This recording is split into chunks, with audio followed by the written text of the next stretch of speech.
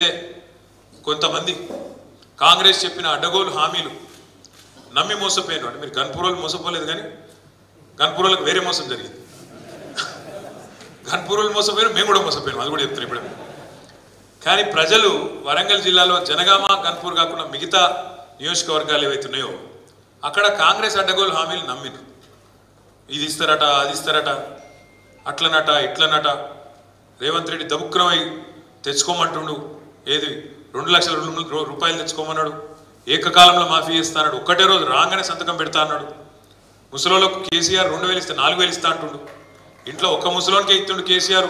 ఆయన ముసలవ్వకి ఇస్తారట, ముసలయ్యకి ఇస్తారట, ఇద్దరికి ఇస్తారట.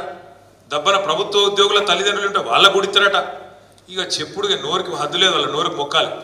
ఎటు పడతాడు 420 హామీలు ఇచ్చిండు. ఒకటి కాదు, 2 కాదు. బీసీ డిక్లరేషన్ అన్నారు. బీసీలకు 42% స్థానిక సంస్థలలో మేము అవకాశాలు కల్పిస్తామన్నారు. 1,00,000 కోట్ల బడ్జెట్ ఇస్తాం బీసీలకు అన్నారు. ఎంబీసీలకు ప్రత్యేక మంత్రిత్వ శాఖ పెడతామన్నారు. ఇక వాళ్ళ నోటికి మొక్కలు అదే చెప్తున్నాను నేను. 420 హామీలు. ఎస్సీ డిక్లరేషన్ వేరు, ఎస్టీ డిక్లరేషన్ వేరు, బీసీ డిక్లరేషన్ వేరు, మహిళా డిక్లరేషన్ వేరు, యూత్ డిక్లరేషన్ వేరు, విద్యార్థి డిక్లరేషన్ వేరు. ఇవన్నీ ఓను మీదకెళ్ళి 6 గ్యారంటీలు అని చెప్పి ఆగమాగం చేసి మొత్తానికి అడ్డగోలు కథలు చెప్పి కొంతమందిని, ఎక్కువ మందిని కూడా కాదు, కొంతమంది ప్రజలను సక్సెస్ఫుల్గా మోసం చేయగలిగారు. కానీ ఆఖరికి చూస్తే ఫరక్ ఎంత మనకు వాళ్ళకు. మనకు 39 సీట్లు వచ్చినాయి, వాళ్ళకు 64 వచ్చినాయి. మనకు 37% ఓట్లు వస్తే వాళ్ళకి 38.5% ఓటు వచ్చింది. అంటే కేవలం 1.5% తేడా. మొత్తం రాష్ట్రంలో పోలైన ఓట్లలో చూస్తే 4 లక్షల ఓట్ల తేడా. అంతే. మొత్తం 4 కోట్ల జనాభాలో 4 లక్షల ఓట్ల తేడా. కాకపోతే ఇక ప్రజాస్వామ్యంలో ఒక ఓటు ఎక్కువ వచ్చినా గెలిపే. వాళ్ళు గెలిచిండ్రు, కూర్చున్నారు. మరి చూస్తుంటేనే ఇప్పుడు 8 నెలలు నిండింది, 9వ నెల నడుస్తూనే ఉన్నది. మరి ఏం జరిగింది రాష్ట్రంలో 9 నెలల్లో కాంగ్రెస్ ప్రభుత్వ పాలనలో అంటే? కరెంటు మాయమైంది. రోజుకి ఎన్నిసార్లు కరెంటు పోతుందో లెక్క పెట్టుడు కూడా బంద్ చేశారు మనోళ్ళిగా. ఎందుకంటే కేసీఆర్ ఉన్నప్పుడేమో కరెంటు పోతే వార్త, ఇప్పుడు రేవంత్ రెడ్డి వచ్చినాక కరెంటు ఉంటే వార్త. ఎందుకంటే ఎన్నిసార్లు పోతుందో లెక్కనే లేదు. మోటార్లు కాలుడు మళ్ళీ చాలైంది, ట్రాన్స్ఫార్మర్లు వేలుడు చాలైంది. ఇంకా విచిత్రం, కొన్ని చూస్తే అయితే గమ్మత్ అనిపిస్తుంది. ఇదివరకు మనం 10 ఏళ్ళు లేకుంటే మా గవర్నమెంట్లో ఉన్నాం కదా. మరి ఇప్పుడు మొన్న నేను చూసిన సోషల్ మీడియాలో కరెంటు పోతుందని చెప్పి పాపం ఎవరో పెడతాను సోషల్ మీడియాలో. కరెంటు పోతుందని చెప్పి ఎస్పీడీసీఎల్లకు ఎన్పీడీసీఎల్ డిస్కౌంట్స్ ఉంటాయి కదా, వాళ్ళకు పెడితే వాళ్ళు ఏం జవాబిస్తారు ఎరికేనా? ట్రాన్స్ఫార్మర్ మీద తొండబడ్డది, ఇంకో ట్రాన్స్ఫార్మర్ మీద ఉడతబడ్డది. అంటే మనం పరిపాలించినప్పుడు తొండలు ఉడతలు లేవా? అప్పుడు ఇప్పుడే వచ్చినాయి కొత్తగా. తొండలు వస్తున్నాయట, ఉడతలు వస్తున్నాయట. ఇక ఊసర వెల్లులు మరి రాజ్యం నడిపితే ఖచ్చితంగా తొండలు ఉడతలు వస్తాయి. వాటి వల్ల ఇలా కరెంటు పోతుందట. ఎంత విచిత్రంగా ఉందంటే వాళ్ళు మాట్లాడే మాటలు కానీ ఇంకోటి కానీ. ఏమన్నా చెడు జరిగితేనేమో కేసీఆర్ మీదకి నూకాలి, మంచి జరిగితే మన ఖాతాలో వేసుకోవాలి. గమ్మత్తు ఎన్ని వాళ్ళు మాట్లాడే మాటలు, వాళ్ళు చేసే పనులు ఎంత విచిత్రంగా ఉంటాయంటే, ఉద్యోగాలు 30,000 ఉద్యోగాలు ఇచ్చినా అంటాడు రేవంత్ రెడ్డి సిగ్గు లేకుండా. ఇవాళ కూడా చెప్పిండు మళ్ళా స్వాతంత్ర దినోత్సవం ఉపన్యాసంలో 30,000 ఉద్యోగాలు ఇచ్చినాయని అంటాడు. నాకు తెలియక అడుగుతా, ఉద్యోగం ఇవ్వాలంటే ఏం చేయాలి? మొదలు నోటిఫికేషన్ ఇవ్వాలి, అటెంక పరీక్ష పెట్టాలి, పరీక్ష పాస్ అయినాక మళ్ళీ అవసరమైతే ఇంటర్వ్యూ పెట్టాలి. ఈ 3 అయినాకనే కదా ఉద్యోగం ఇచ్చేది. కానీ రేవంత్ రెడ్డి ఎంత అద్భుతం అంటే ఆయన పరిపాలన, ఒక్క నోటిఫికేషన్ ఇవ్వలే, ఒక్క పరీక్ష పెట్టలే, ఒక్క ఇంటర్వ్యూ చేయలే, కానీ 30,000 ఉద్యోగాలు ఇచ్చినా అని ఉదర కొడుతూనే ఉన్నాడు. లగ్గం కాలే, సంసారం చేయలే, కానీ పిల్లలు పుట్టినట్టు. ఎట్లా నమ్మాలి ఇది? ఈ మాట అడిగితే అగో మేము ఇచ్చినాం కదా, మేము మీ సందర్భంగా పరీక్షలు మీరే పెట్టచ్చు, కానీ మేము చిక్కుముళ్ళన్నీ మేమిస్తే అది కూడా తప్పంటవా అని లొల్లి. అంటే ఎంత ఇజ్జత్ తక్కువ మనుషులు అంటే, వాళ్ళ నాయకుడు రాహుల్ గాంధీ వచ్చిండు స్వయంగా. ఈయన చెప్తే నమ్మేటట్టు లేరని చెప్పి రాహుల్ గాంధీని తెచ్చి అశోక్ నగర్కి తీసుకుపోయి ఆడ చెప్పించిండు 2 లక్షల ఉద్యోగాలు ఇస్తాం మొదటి సంవత్సరమే. మొదటి సంవత్సరంలోనే తెలంగాణ యువతకు 2 లక్షల ఉద్యోగాలు ఇస్తామన్నాడు. 2 ఉద్యోగాలు ఇచ్చిండా కనీసం? 2 ఉద్యోగాలు ఇచ్చిండా కనీసం? 2 నిరుద్యోగులు మాత్రం ఉద్యోగాలు సంపాదించుకున్నారు. రాహుల్ గాంధీకి ఉద్యోగం లేకుండే, ఇప్పుడు ఆయన ప్రతిపక్ష నాయకుడే. రేవంత్ రెడ్డికి ఉద్యోగం లేకుండే, ఆయన ముఖ్యమంత్రి అయ్యాడు. కేసీఆర్ ఉద్యోగం ఊడగొడితేనే మీకు ఉద్యోగాలు ఇస్తాయని నమ్మవలికిండు. మరేమై వచ్చినాయి ఉద్యోగాలు? అందుకే తెలంగాణ యువత ఇప్పుడిప్పుడే తెలుసుకుంటున్నది, అచ్చా వీళ్ళు ఇంత మోసగాళ్ళ, ఇంత అన్యాయం చేస్తారా అని చెప్పి ఇలా తెలంగాణ యువత మరల పడుతున్నది. మీరు చూస్తున్నారు, మొన్న అసెంబ్లీకి వచ్చిండ్రు, తర్వాత అశోక్ నగర్లో లొల్లైంది, దిల్సుఖ్ నగర్లో లొల్లైంది, రాష్ట్రమంతలో లొల్లైతున్నాయి. ఎందుకంటే 2 లక్షల ఉద్యోగాల ముచ్చట బోగస్ అనే మాట తెలంగాణ యువతకు అర్థమవుతున్నది, అర్థమైంది. ఇక మిగిలింది 3 నెలల. మరి 3 నెలల 2 లక్షల ఉద్యోగాలు ఎడికెళ్ళాలి రేవంత్ రెడ్డి? అందుకే మన అసెంబ్లీలో కొత్త దందా చాలు చేసిండు, జాబ్ క్యాలెండర్ ఒకటి తీసిండు. మేము పరిశాన్ అవుతుంది. జాబ్ క్యాలెండర్ అంటే మరి చర్చ ఉండాలి కదా. 2 లక్షల ఉద్యోగాల సంగతి ఏంటంటే ఆయనతో బట్టిగారు లేచిండ్రు, ఏదో చదివిండు, అవతల పడ్డాడు. తర్వాత మేము చూసినాం ఏందా ఈ జాబ్ క్యాలెండర్ అంటే. ఇప్పుడు మీరు మైసూరు బజ్జీ తిన్నారా ఎప్పుడైనా? మైసూరు బజ్జీల మైసూరునుడు ఎంత వాస్తవమో, నేతి బీరకాయల నెయ్యునుడు ఎంత వాస్తవమో, ఓ జాబ్ క్యాలెండర్ల జాబులు కూడా అంతే వాస్తవం. అలా జాబే లేదు, అది జాబ్ క్యాలెండర్ కానీ జాబ్ లెస్ క్యాలెండర్. అది వేసి మళ్ళీ ఒకసారి పిచ్చోళ్ళని చేసినందుకు ఇక జాబ్ క్యాలెండర్ అని చెప్పి ఆయనతో వేసి అవతల పడ్డారు. అందుకే ఇవాళ తెలంగాణ యువత ఒక్కొక్కరుగా తెలుసుకుంటున్నారు, అర్థం చేసుకుంటున్నారు, వాళ్ళు కూడా నిజాలు గ్రహిస్తున్నారు. అట్లాగే రైతులు ఎన్ని మాటలు చెప్పిన రైతులకు. కేసీఆర్ కేవలం రైతులను పట్టించుకుంటాడు, రైతు కూలీలను దేక్తలేడు. కేసీఆర్ భూస్వాములకే వత్తాసు పలుకుతున్నాడు, కౌలు రైతులను దేక్తలేడు. మేము 2 లక్షల రుణమాఫీ చేస్తాం, కేసీఆర్ 10,000 ఇస్తాం, మేము 15,000 ఇస్తాం, రైతు కూలీలు నడుచుకుంటాం. ఎన్ని మాటలు చెప్పి ₹1 ఇచ్చిరు ఎప్పటివరకు? కనీసం రైతు బందే దిక్కులేదు ఈరోజు వరకు. ఈరోజు మనం ఆగస్టు 15 నాడు ఉన్నాం. అదే కేసీఆర్ ప్రభుత్వం ఉన్నప్పుడు టెన్షన్గా జూలై నెలలో నాట్లు పడే టైం వరకు 7,600 కోట్లు టింగు టింగు టింగు మన ఫోన్ మోగుతుండే, 7,600 కోట్లు ఖాతాలో పడుతుండే. అదే ఇవాళ రేవంత్ రెడ్డి కాంగ్రెస్ ప్రభుత్వం రైతు బంధు ఎత్తగొట్టి రుణమాఫీ చేసినామని బిల్డప్ ఇచ్చి ఇయ్యాలటి వరకు కొన్ని గమ్మత్ అనిపిస్తాయి చూస్తుంటే. వాళ్ళకి తెలుగు వస్తుందా రాదా, తెలుగు ఉందా లేదా అర్థం కాదు. ఏకకాలంలో రుణమాఫీ అన్నాడు. 15 ఆగస్టు వరకు చేయకపోతే లక్ష్మీ నరసింహస్వామి మీద ఒట్ట అన్నాడు. మీ దగ్గర పెట్టుకున్నాడు ఏమన్నా? మీ దగ్గర కూడా ఏ దేవుని కాడిపోతే ఆ దేవుని కాడ ఒట్లేసిండు. మరి వీళ్ళు ఏం తారీఖు? భద్రకాళి మీద ఒట్టేసిండా? సమ్మక్క సారక్క మీద ఒట్టు, భద్రకాళి మీద ఒట్టు, లక్ష్మీ నరసింహస్వామి మీద ఒట్టు. ఇలా 15 ఆగస్టేనా? 15 ఆగస్టు లోపల చేస్తా అన్నాడా? అయిందా మరి రుణమాఫీ? 2 లక్షల రుణమాఫీ 15 ఆగస్టు లోపల చేస్తా అన్నాడు. మరి ఇప్పుడు ఆ దేవుళ్ళ సంగతి ఏంటి? వాళ్ళంతా బాధపడాలి అంటే ఆఖరికి దేవుళ్ళ కూడా ఇచ్చిపెట్టలే ఓట్ల కోసం. ఏ దేవుడు కనబడితే ఆ దేవుడి మీద ఒట్టేసి అవ్వదని చెప్పిండు. ఇంకా సిగ్గు లేకుండా పెద్ద పెద్ద ప్రకటనలు పత్రికలలో రుణమాఫీ అయిపోయింది, జరిగిపోయింది.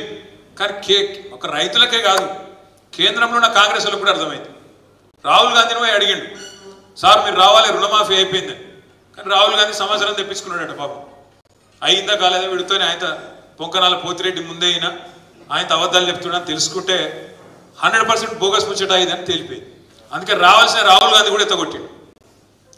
పోతే మళ్ళీ తిడతారో ఏం పాడని చెప్పి రాహుల్ గాంధీ కూడా రాలే, రుణమాఫీ కాలే, రాహుల్ గాంధీ రాలే. ఇక రైతులకి ముచ్చట అర్థమైంది. బోనస్ అని ఉదరగొట్టిరు, 500 బోనస్. ఏం రాసిండ్రు అట్లా? మీరు మేనిఫెస్టో చూసిరో లేదో?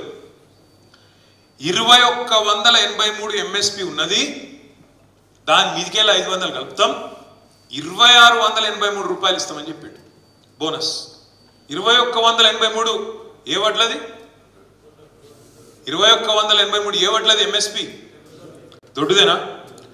మేనిఫెస్టోలోనేమో దొడ్డు వడ్లది పెడతాడు.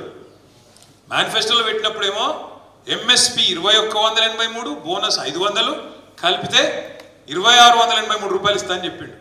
కానీ బయటకు వచ్చి ఏం చెప్తాడు? క్యాబినెట్ బయటకు వచ్చి సన్నాలకు ఇస్తా అంటాడు. సన్నాలకు నువ్వు ఇచ్చేది సన్నాసి. సన్న వడ్లకు గిరాకే బాగుంటుంది బయట. మామూలుగానే 10% మనోళ్ళు 10% వండిస్తారు, అది అంతకంటే ఎక్కువ వండించారు మన దగ్గర. ఆ 10% గిరాకీ బాగుంటుంది, 2,700 రూపాయలు రానే వస్తుంది. నువ్వు ఇచ్చే అక్కర కూడా లేదు దానికి. ఎందుకంటే సన్నాలకు ఎంఎస్పి ఏమో 2,203 రూపాయలు, దొడ్డు మీద ఇంకొక 20 రూపాయలు ఎక్కువ ఉంటుంది. దానికి 500 కలిపినా 2,700 వస్తుంది. నువ్వు ఇచ్చినా ఇవ్వకపోయినా బయట మార్కెట్లో అదే వస్తుంది. అందుకే తెలివిగా ఏం చెప్పిండు? పెద్దలు ఒక సామెత చెప్తారు, గాలికి వేయే పేలపిండి కృష్ణార్పణం అంటారు. అంటే అర్థమైందా? ఒక పంతులు ఉంటాడు, పూజ చేస్తాడు కృష్ణునికి. చేస్తా అంటే ఆ పేలపిండి పెట్టి మొత్తం పాలాలు గీలాలు పిండి గిండి అని మంచి ప్రసాదం అంతా తయారు చేసి పెట్టిండాడు. ఈ లోపల జోరుగా గాలి కొట్టిందట, ప్రసాదం అంతా ఎగిరిపోయింది. కృష్ణ మొత్తం నీకే నీకే అన్నాడు. ఇది ఉడకంతే, ఇచ్చేది లేదు, బోనస్ పీకేది లేదు. ఎట్లాగో ఆయన 2700 రైతు నీ దగ్గర తీసుకొని కూడా తీసుకోండి, నీకెరికే వాళ్ళకెరికే. అందుకే ఏంది, ఇచ్చే అవసరం లేని దానికేమో నేను సన్నాలకు ఇస్తున్నా అని డైలాగు, సన్నాయి నొక్కులు. ఇవ్వాల్సిన దొడ్డుబడ్లకేమో మేనిఫెస్టోలో పెట్టిన దానికేమో దిక్కులేదు. బోనస్ బోగస్ అయిపోయింది, రుణమాఫీ ఉత్తముచ్చట అయిపోయింది, రైతు కూలీల సంగతి ఉత్తదే, కౌలు రైతుల సంగతి ఉత్తదే. ఇవన్నీ ఇప్పుడిప్పుడే రైతన్నలకు కూడా మంచిగా అర్థమవుతుంది. ఇక మా ఆడబిడ్డలు ఎన్ని మాటలు చెప్పిరాలు. బస్సు ఫ్రీ అన్నారు, బంగారం ఫ్రీ అన్నారు. కేసీఆర్ ₹1,00,000 ఇస్తాడు పెళ్లికి, మేము తులం బంగారం ఇస్తా అన్నాడు.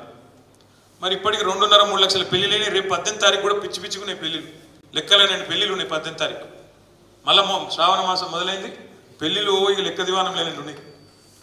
మరి ముఖ్యమంత్రికి బంగారం షాపులో తెలియదా, లేక పతారా లేదా, బంగారం దొరుకుతలేదా, ఏమైందో తెలియదు. గవే మళ్ళీ కేసీఆర్ ఉన్నప్పుడు ఇచ్చిన ₹1,00,000 చెక్కులు తప్ప, అది కూడా మొన్నటిదాకా తొక్కిపెట్టిండు.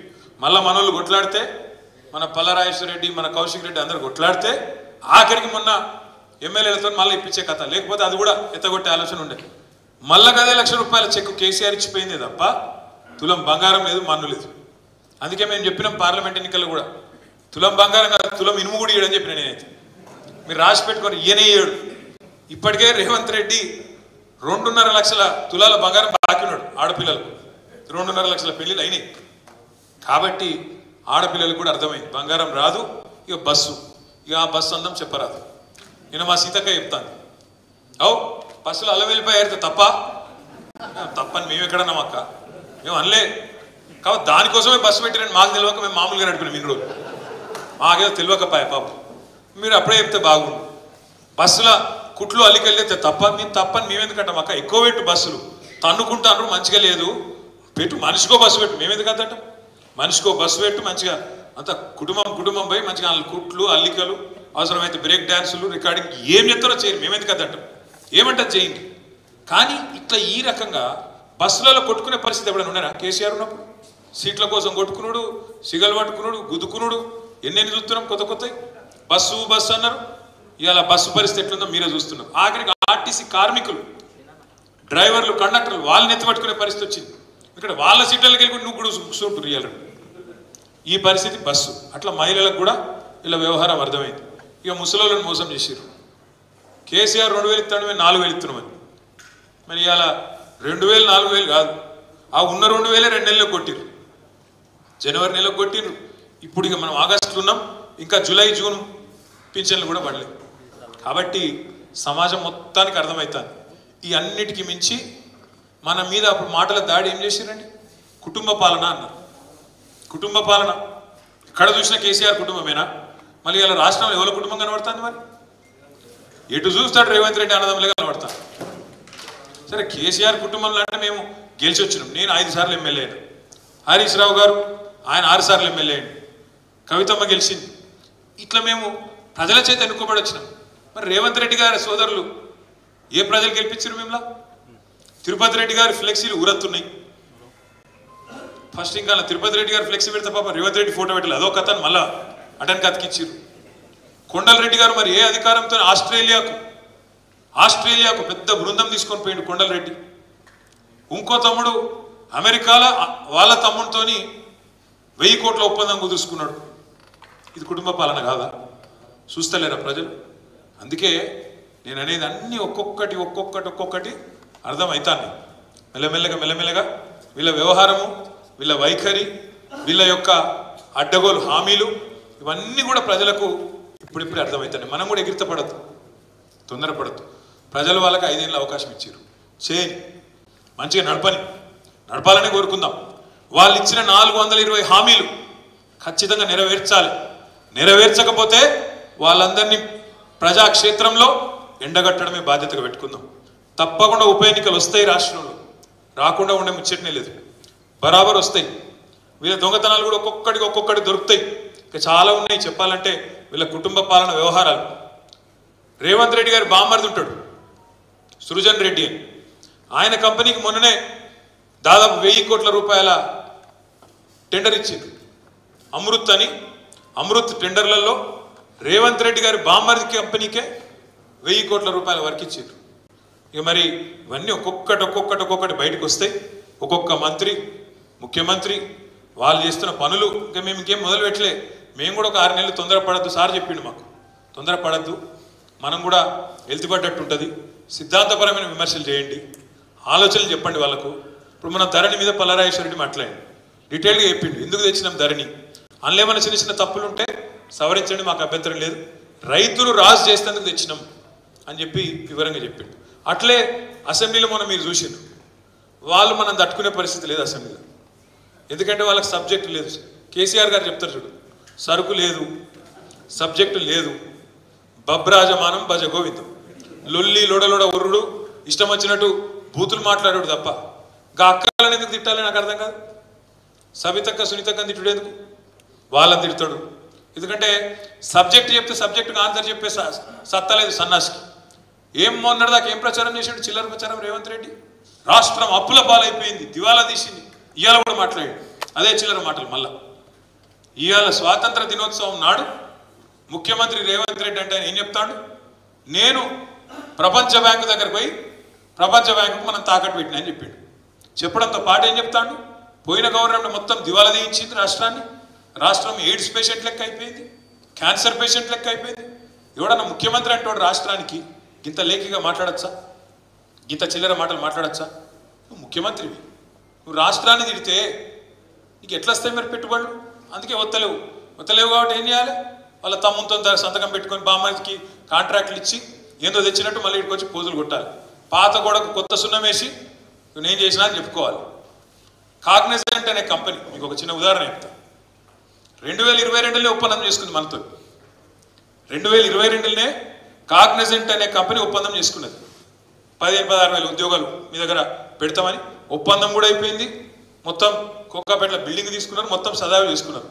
రేవంత్ రెడ్డి ఏం చేయాలి మరి, ఇక అమెరికాకు పోయి 10-12 రోజులు ఊరేగినాక ఉత్తా చేతులతో వస్తే బాగుండదు కదా. 16,000 ఉద్యోగాలు తెచ్చిన. ఆ 16,000 ఉద్యోగాల కథ ఏంటంటే రేవంత్ రెడ్డి నేను దిగిండట,